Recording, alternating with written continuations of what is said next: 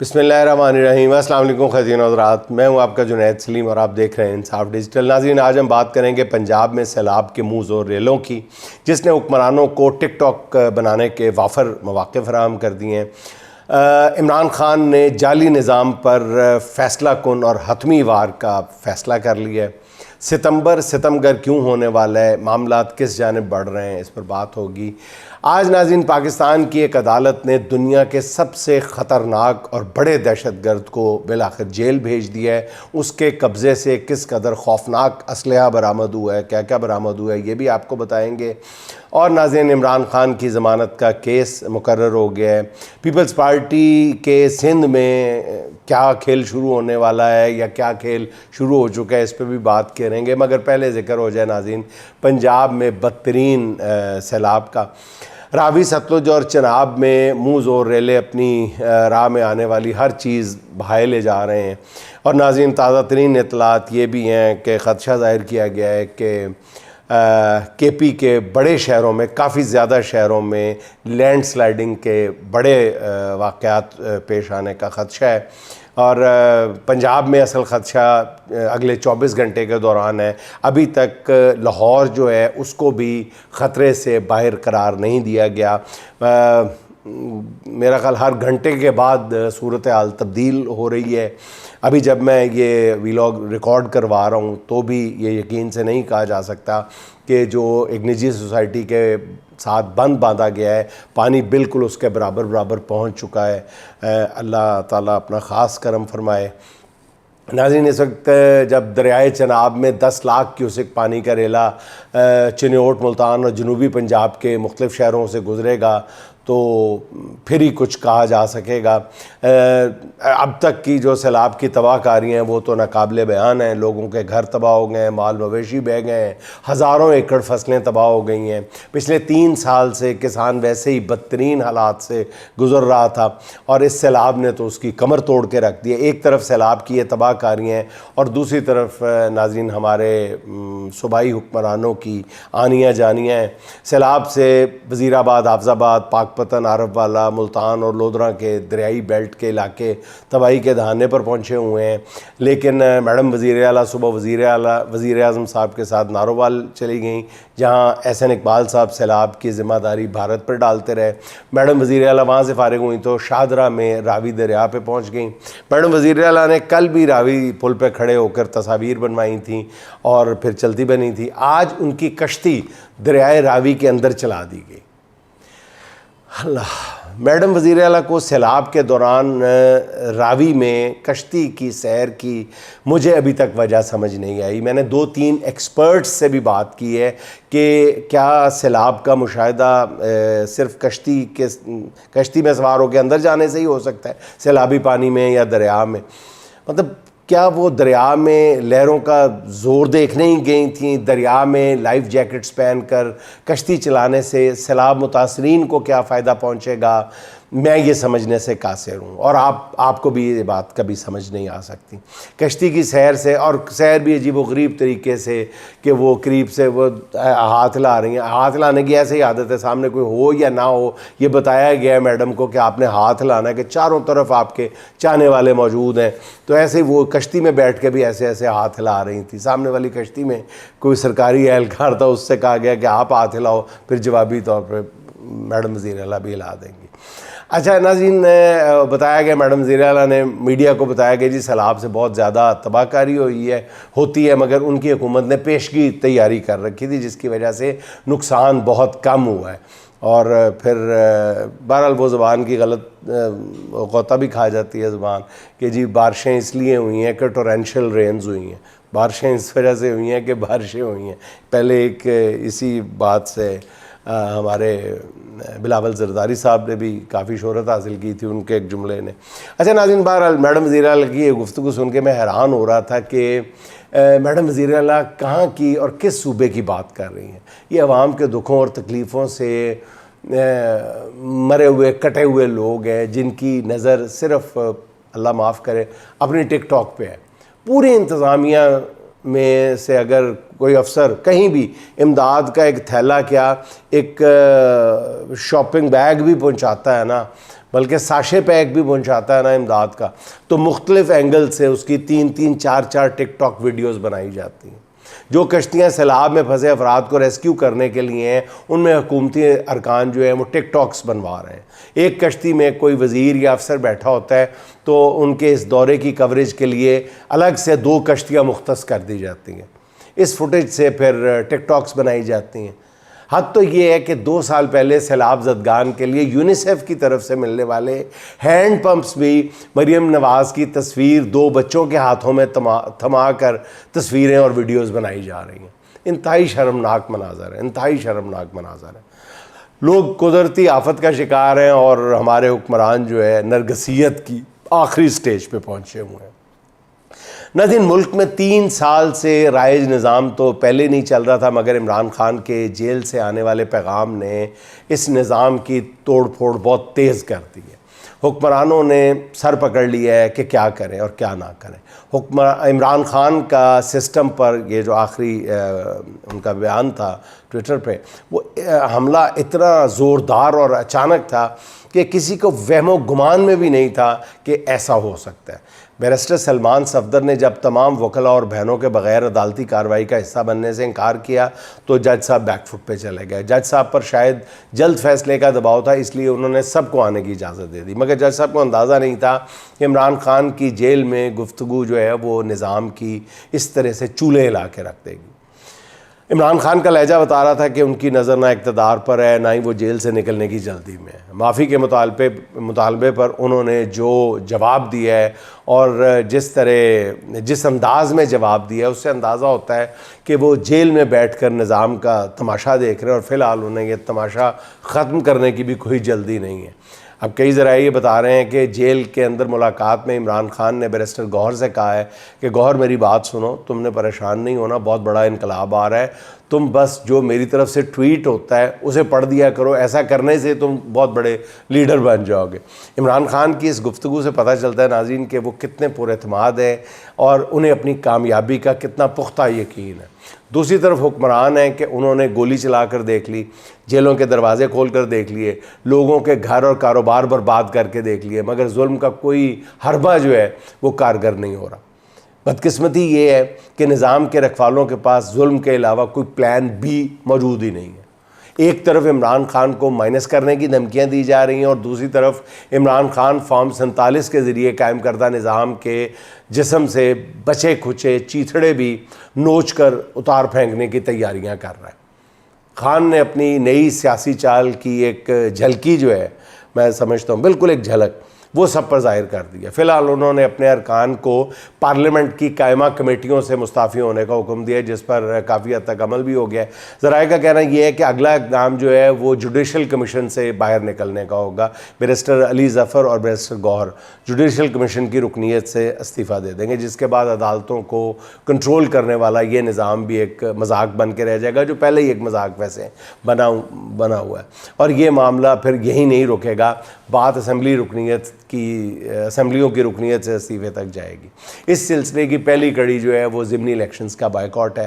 میرے ناظرین جانتے ہیں کہ میں ان لوگوں میں سے ہوں جن کا خیال ہے کہ ضمنی الیکشن میں حصہ لینا چاہیے تھا، مگر بائیکاٹ کرنے کے لیے جو لوگ دلائل دے رہے ہیں وہ بھی کم مضبوط نہیں ہیں۔ الیکشن کے بائیکاٹ سے اگر 90% لوگ ووٹ ڈالنے کے لیے نکلے ہی نہیں، جب جو اس کے حق میں بات کرتے ہیں وہ یہ کہہ رہے ہیں کہ 90% ووٹر جب نکلیں گے نہیں اور شام کو بتایا جائے گا کہ نون لیگ کا امیدوار 1.5 لاکھ ووٹ لے کر جیت گیا ہے، تو یہ سارا ڈھونگ جو ہے وہ پھر ایک مذاق بن کے رہ جائے گا۔ لیکن پھر میں وہی کہوں گا کہ مذاق تو پہلے یہ ہے، مذاق سے بڑا لفظ مجھے اس وقت ذہن میں نہیں آ رہا، اس لیے میں مذاق ہی کہہ رہا ہوں کہ سارا ڈھونگ ایک مذاق بن کے رہ جائے گا۔ الیکشن کے دوران فارم 47 تو دیا جا سکتا ہے، مگر ناظرین لوگوں کو گھروں سے نکال کر ووٹ ڈالنے کے لیے نہیں لایا جا سکتا۔ یہ پالیسی اس لحاظ سے اچھی ہے کہ جب 9 مئی کے مقدمات میں زیادہ تر رہنماؤں کو سزائیں سنائی گئی ہیں، ان حالات میں ضمنی الیکشن کی مہم چلانا بھی کوئی آسان کام نہیں ہے. جن حلقوں میں ضمنی الیکشن ہو رہا ہے وہاں متحرک کارکن پہلے ہی روپوش ہو چکے ہیں. دوسرا, ضمنی الیکشن میں ٹکٹوں کی تقسیم بھی پارٹی میں ایک بحران بنا دیتی ہے. ایک گروپ کو ٹکٹ ملتی ہے تو 6 گروپ ٹکٹ نہ ملنے پر ناراض ہو جاتے ہیں. پی ٹی آئی الیکشن کے بائیکاٹ سے اس صورتحال سے بھی خیر بچ سکتی ہے, یہ بھی دلائل دیے جا رہے ہیں. اسلام آباد میں موجودہ ذرائع کا کہنا ہے کہ ستمبر بہت ستمگر ہونے والا ہے اور پھر نومبر میں بہت کچھ ہونے والا ہے. یہ میں بھی آپ کی خدمت پہ عرض کر چکا ہوں پہلے ایک ولاگ میں. اب ڈان کی خبر کے مطابق یورپی یونین کے فوکل پرسن کا یہ کہنا ہے کہ پاکستان میں انسانی حقوق کی صورتحال جو ہے وہ بالکل بھی تسلی بخش نہیں ہے. اس بیان کے بعد نومبر میں یورپی یونین کی طرف سے پاکستان کے جی ایس پی پلس سٹیٹس جو ہے اس کو خطرے میں ڈال دیا گیا. یورپی یونین کو کرائی گئی یقین دہانی کے بالکل برعکس فوجی عدالتوں سے سزائیں سنائی گئی ہیں. عدالتی فیصلے کے باوجود فوجی عدالتوں کے فیصلے کے خلاف ملزموں کو اپیل کا حق نہیں دیا جا رہا. پاکستان کے جی ایس پی پلس سٹیٹس کی توثیق نہ ہوئی ناظرین تو ملکی برآمدات کو کٹو کٹ $5 ارب کا نقصان پہنچنے کا خدشہ ہے. $5 ارب کا. اور ہماری ایکسپورٹ پہلے ہی کتنی ہے آپ جانتے ہیں. غریب کے بچے جتنی ہے, غریب کی تنخواہ جتنی ہماری ایکسپورٹ ہے. عمران خان کی ناظرین بہنوں سے ملاقاتوں کو بھی اس بین الاقوامی دباؤ کے تناظر میں دیکھا جانا چاہیے. ہاں جی ناظرین, اب ذکر ہو جائے دنیا کے اس خطرناک ترین دہشت گرد کا جس کا میں نے بھی ذکر کیا ہے کہ اس کو آج جیل بھیج دیا گیا ہے اور بتایا گیا عدالت میں کہ جی اس دہشت گرد سے ہم نے دستی بم اور راکٹ لانچر, میزائلز اور پتہ نہیں AK-47 اور نہ جانے کیا کیا برآمد کیا. کور کمانڈر حملہ کیس میں عمران خان کے بھانجے اور علیمہ خان صاحبہ کے بیٹے شیر شاہ کو 5 روزہ ریمانڈ ختم ہونے پر انسداد دہشت گردی کی عدالت نے مزید ریمانڈ نہیں اس کا دیا اور اس کو جیل بھیج دیا. پولیس نے عدالت کو ناظرین بتایا ہے کہ شیر شاہ سے 5 روزہ جسمانی ریمانڈ کے دوران یہ جو میں نے آپ کو سارا اسلحہ گنوایا ہے یہ کس ایک چیز میں سمٹ کر آ گیا. کیا بتایا پولیس نے کہ کیا برآمد ہوا, یعنی سارا اسلحہ کس چیز میں چھپا ہوا, ایک ڈنڈے میں. ان دنوں میں یعنی پچھلے ریمانڈ کے دوران ہم نے ملزم سے ڈنڈا برآمد کیا ہے. اچھا, ڈنڈے کی برآمدگی بھی ویسے خوب ہے ناظرین, باقاعدہ ہنسی آتی ہے. میں ویسے چیف جسٹس صاحب یا افریدی صاحب یہ سارے فیصلے لکھے جاتے ہیں نا, قانون کی کتابوں میں محفوظ ہوتے ہیں نا, جس کو پریزیڈنسز کہا جاتا ہے, نظیر کہا جاتا ہے. تو جب یہ سارے فیصلے 2-4 ماہ بعد منظر عام پر آئیں گے, یہ سنائے جائیں گے, ان کو کوٹ کیا جائے گا ان فیصلوں کو, تو لکھا جائے گا نا کہ اس وقت ملک کا چیف جسٹس کون تھا. حضور والا آپ کا نام اوپر آئے گا. اس وقت ملک کا چیف جسٹس آپ تھے اس وقت جب یہ سب کچھ ہو رہا تھا, جب ڈنڈے برآمد کیے جا رہے تھے 5 روزہ جسمانی ریمانڈ کے بعد. اور کون سے ڈنڈے جو پتہ نہیں کتنے سال پہلے استعمال ہوئے تھے. کوئی پل کے نیچے سے نکل رہے ہیں 20 ڈنڈے جو کئی مہینوں تک اس پل کے نیچے اسی طرح محفوظ پڑے ہوئے تھے. لیکن کبھی آپ نے دیکھا ہے کہ کوئی بندہ ڈنڈا کسی لڑائی میں, دنگے میں, فساد میں استعمال کرے اور وہ ڈنڈا گھر لا کے سنبھال کے رکھ لے؟ ناظرین یہ جو ڈنڈا برآمد جو کہا گیا ہے یہ وہی ڈنڈا ہے جسے 27 ماہ قبل ہنگامہ آرائی کے دوران استعمال کیا بقول شیر شاہ نے. پتہ نہیں شیر شاہ نے اس ڈنڈے کو محفوظ کیوں کر لیا تھا. کیا اس ڈنڈے کو کوئی اوپن نیلامی کی کرنی تھی اس کی, یا اسے عجائب گھر میں رکھنا تھا؟ پولیس نے یہ نہیں بتایا کہ اس ڈنڈے کو 27 ماہ سے اتنی حفاظت سے رکھا کیوں تھا شیر شاہ نے آخر. بہرحال پولیس نے مزید 10 روزہ ریمانڈ کی استدعا کی اور ملزم سے انہوں نے کہا کہ جی ابھی تو موبائل فون بھی برآمد کرنا ہے, آنسو گیس روکنے والا ماسک برآمد کرنا ہے, اور پھر ملزم سے سوشل میڈیا اکاؤنٹ برآمد کرنے ہیں. جس حساب سے ناظرین پولیس نے 5 روز میں ایک ڈنڈا برآمد کیا ہے, اس حساب سے تو باقی ماندہ چیزیں برآمد کرنے کے لیے پولیس کو کم از کم 6 مہینے کا ریمانڈ چاہیے تھا. بہرحال مقدمے ناظرین جھوٹے ہوں تو ریاست کو اسی طرح کی شرمندگی اٹھانا پڑتی ہے.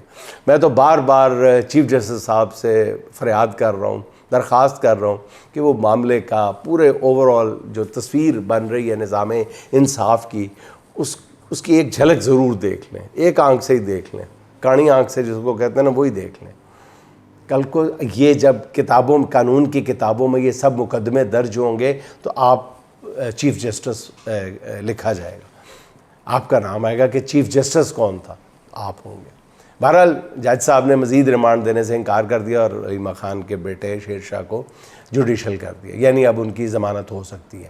ایک اور عام بات، آج جج صاحب نے اپنی عدالت میں صحافیوں کے موبائل فون استعمال کرنے پر پابندی لگا دی تھی، اور دوسری بات یہ کہ آج عدالت کے باہر رحیمہ خان کے ساتھ کارکنوں کی بہت بڑی اور بہت چارجڈ تعداد موجود تھی۔ کافی عرصے بعد یہ پہلا موقع ہے کہ عدالت کے باہر لاٹھی چارج اور پکڑ دکڑ نہیں ہوئی۔ اس حوالے سے خبر یہ ہے کہ یہ 26 نومبر کے احتجاج کے سلسلے میں عمران خان پر بنائے گئے 7 مقدمات میں ضمانت کی درخواست دائر کر دی گئی ہے، اور راولپنڈی کی انسداد دہشت گردی عدالت نے درخواست سماعت کے لیے مقرر بھی کر دی ہے۔ اس کیس میں پولیس نے عمران خان کا ریمانڈ مانگا تھا، جسے عدالت نے یہ کہہ کر مسترد کیا ہے کہ ملزم تو پہلے ہی سرکار کی تحویل میں ہے، ریمانڈ کس چیز کا، اسے جو تفتیش کر رہی ہے وہاں جا کے کر لو۔ اور عدالت نے عمران خان کو جوڈیشل کر دیا، جو پہلے ہی جوڈیشل ہوئے ہیں ایک طرح سے۔ اب ان مقدمات میں ضمانت کی درخواست پر 1 ستمبر بروز پیر سماعت ہوگی۔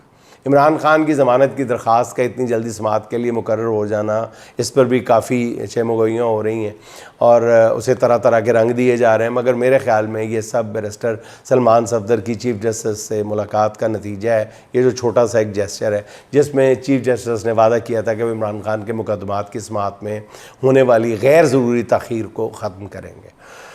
ناظرین، اسلام آباد اور لاہور اور پنجاب میں اتنے معاملات چل رہے ہیں کہ کراچی میں رونما ہونے والے اکثر خبریں نظر انداز ہو جاتی ہیں، جیسا کہ سعید غنی کے بھائی فرحان غنی کی گرفتاری کا معاملہ ہے۔ وزیر بلدیات سندھ سعید غنی کے بھائی اور کراچی کے چنیسر ٹاؤن کے چیئرمین فرحان غنی گرفتار ہیں۔ ان پر الزام ہے کہ انہوں نے ایک سرکاری ملازم پر تشدد کیا ہے، حساس ادارے کے ملازم پر تشدد کیا ہے، انہیں جان سے مارنے کی دھمکیاں دی ہیں، اور اس سرکاری ملازم کی درخواست پر فرحان غنی پہلے گرفتار ہوئے۔ سعید غنی کی بھائی کی گرفتاری جو ہے وہ سندھ حکومت کو ہلا دینے والی خبر تھی۔ سندھ جہاں زرداری کی مرضی کے بغیر پتہ بھی نہیں ہلتا، وہاں سب سے پاورفل وزیر کا گرفتار ہو جانا، بھائی کا گرفتار ہو جانا، یہ بالکل ناقابل یقین خبر تھی۔ اس پر عدالت نے پہلے ان کا 5 روزہ جسمانی ریمانڈ دیا، آج پھر ان کا مزید 4 روزہ جسمانی ریمانڈ دے دیا۔ ان پتہ لگا جے دوجہ ریمانڈ مانگتے پھر دے۔ اب ذرائع یہ کہتے ہیں کہ فرحان غنی کی دہشت گردی اور اقدام قتل کی دفعات کے تحت گرفتاری براہ راست زرداری اینڈ کمپنی کے لیے دھمکی بھی ہے کہ انہوں نے 27ویں ترمیم کے معاملے پر اگر اپنی ضد نہ چھوڑی اور نئے NFC ایوارڈ پر رضامند نہ ہوئے تو سندھ ان کے لیے ویسا ہی بنایا جا سکتا ہے جیسا PTI کے لیے پنجاب بنا دیا گیا۔ حیران کن بات ناظرین یہ ہے کہ IG سندھ پیپلز پارٹی کا، وزیر اعلیٰ سندھ پیپلز پارٹی کا، عدالت میں پیش ہونے والا ایڈوکیٹ جنرل پیپلز پارٹی کا، اس کے باوجود فرحان غنی کی گرفتاری ناظرین کھلا پیغام ہے کہ اس بار نہروں والی سیاست چلنے والی نہیں ہے۔ اور چلتے چلتے یہ خبر بھی کہ ناظرین سعد الرحمان عرف ڈکی بھائی ابھی تک FIA کی تحویل میں ہے، آج عدالت نے ان کا بھی مزید 4 روزہ ریمانڈ دے دیا۔ پتہ نہیں ان سے بھی کیا برآمد کرنا ہے جو اتنے دنوں میں نہیں کر پا رہے۔ ڈکی بھائی پر الزام ہے کہ وہ جوئے کی ایپ کی پروموشن کرتے تھے اور اس کے لیے خطیر رقم وصول کرتے تھے۔ ذرائع کا یہ کہنا ہے کہ ڈکی بھائی اس مد میں کروڑوں روپے کما چکے۔ ہو سکتا ہے کہ ڈکی بھائی پر یہ الزام درست ہوں، میں کچھ نہیں کہہ سکتا، لیکن میرا ناظرین موقف یہ ہے پہلے بھی جس کا میں نے اظہار کیا کہ اگر یہ غلط کام ہے تو یہ غلط کام صرف ڈکی بھائی نہیں کر رہا، کئی اور بھائی بھی اس کام میں پچھلے سال سے لگے ہوئے ہیں، اور ایسے معاملات پر گہری نظر رکھنے والے کہتے ہیں کہ ڈکی بھائی کا قصور شاید یہ ہے کہ وہ متعلقہ شخصیات کو یا تو حصہ نہیں دے رہے یا پورا حصہ نہیں دے رہے۔ بہرحال یہ میں کچھ نہیں اس بارے میں مزید کہہ سکتا۔ ناظرین آخر میں اسد عباس صاحب کے چند اشعار سن لیں جو انہوں نے اپنے محبوب کے لیے کہے ہیں۔